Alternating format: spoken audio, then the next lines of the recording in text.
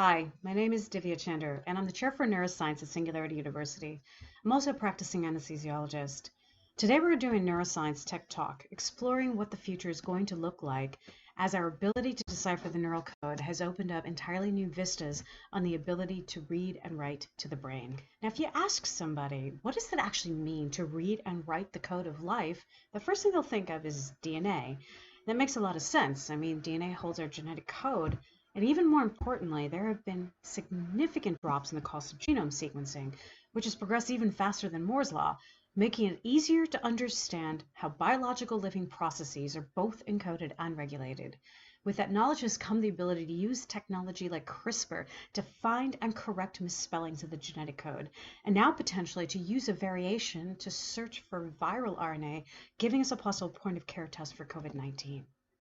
Now, the neural code is actually more complex than the genetic code. Let's begin by looking at the ways in which we've started to decipher this code. One of the earliest forms of brain mapping we ever had was to look at dead brains, slice them up, stain them, and look at them under a microscope. And one of the earliest neuroanatomists was Santiago Ramon y Cajal. Here you can see essentially a selfie that he took in his laboratory in the 1890s while he was still in his early 30s. And here behind me, you can see these stunning drawings of these nerve cells from under his microscope. Now, what was so prescient about these drawings is that the structure of the neurons that he captured so elegantly reflected their function. Those tiny little outcroppings that you see on the surface of those receiving dendrites are some of the smallest computing units on a neuron. This is the place where input-output functions are performed. And no matter how impressed you are about the performance of such computations in silico, the brain is the most efficient computer that we know of. What would take a computer today megawatts to perform takes the brain only a fraction of the power, about 20 watts, enough to basically power a dim light bulb. Now, the attempt to emulate this kind of computing efficiency actually has a name. It's called Neuromorphic Computing, and some of the earliest attempts came from labs at Stanford over a decade ago. IBM has also since evolved their own effort at neuromorphic computing and have to date managed to scale to up to 8 million neurons with very, very low power output. Now, brain mapping has some uses in places you might not imagine. Take, for example, general anesthesia. Anesthesia is a state in which we render you essentially unconscious in order to allow a surgeon to cut into you while you remain blissfully unaware. Now, as an anesthesiologist, I'm able to follow these changes in the operating room. I can measure the process of losing and regaining consciousness in my patients by putting a set of EEG electrodes, as you see in the picture, on their forehead. I can use these brainwaves to titrate drugs to keep them safe and to keep their brains in what I call the Goldilocks zone. This also allows me to map the neural networks responsible for maintaining human consciousness. Now, I've been building a neural signal processing platform rooted in artificial intelligence to do this in the intensive care unit as well, because people admitted to the ICU, especially vulnerable people like the elderly, risk having brain failure, a condition known as delirium, which some people colloquially sometimes call ICU psychosis.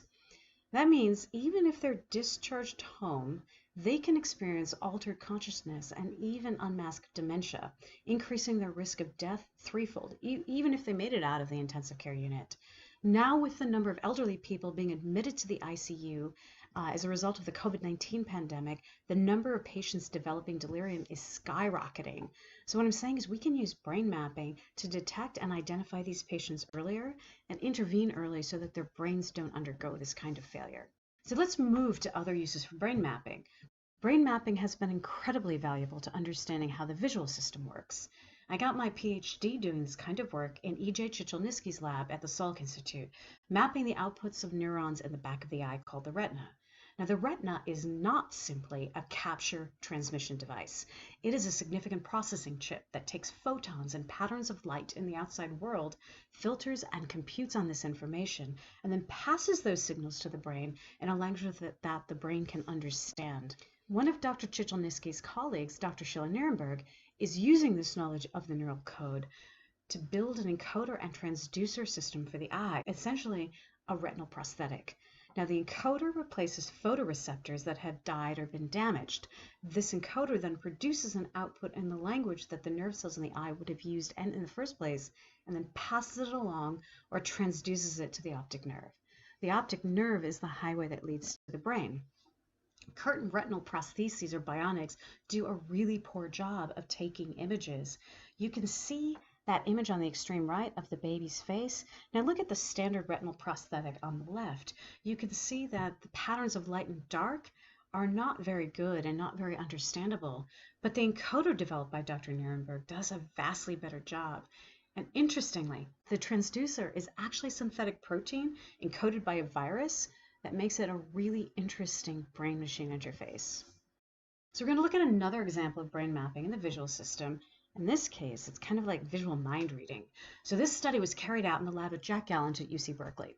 By using fMRI to map the brain's responses to visual inputs to his subjects in the form of YouTube videos, the lab was able to reconstruct what those people were seeing. And they did this using machine learning algorithms.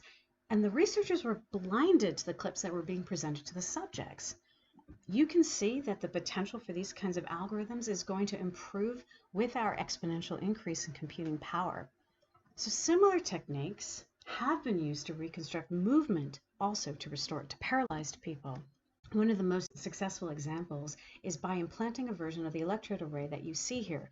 This electrode array has 96 sharp metal electrodes, and it was developed at the University of Utah. Now, the BrainGate Consortium has really applied this to lots of quadriplegic patients. These are patients who are paralyzed from the neck down.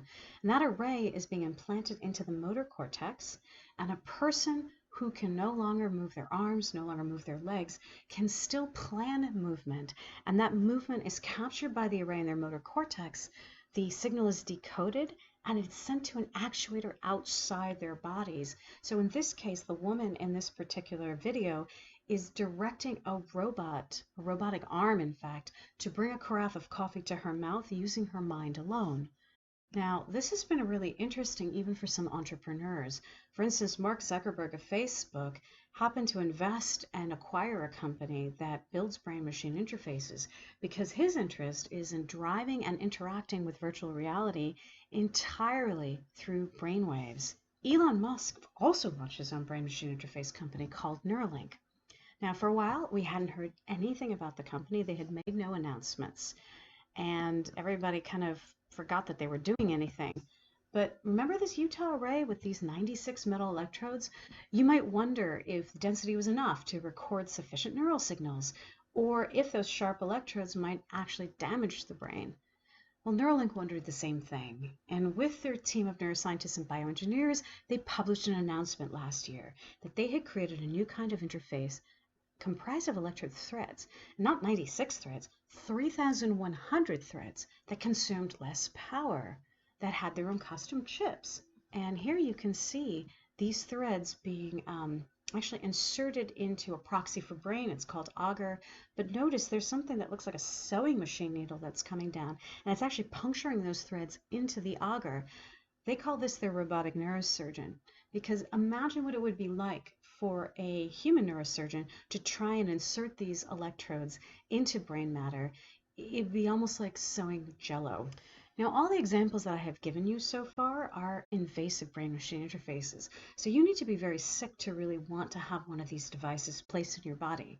However, there is a future for non-invasive means to read and write to the brain and to change the underlying neural code.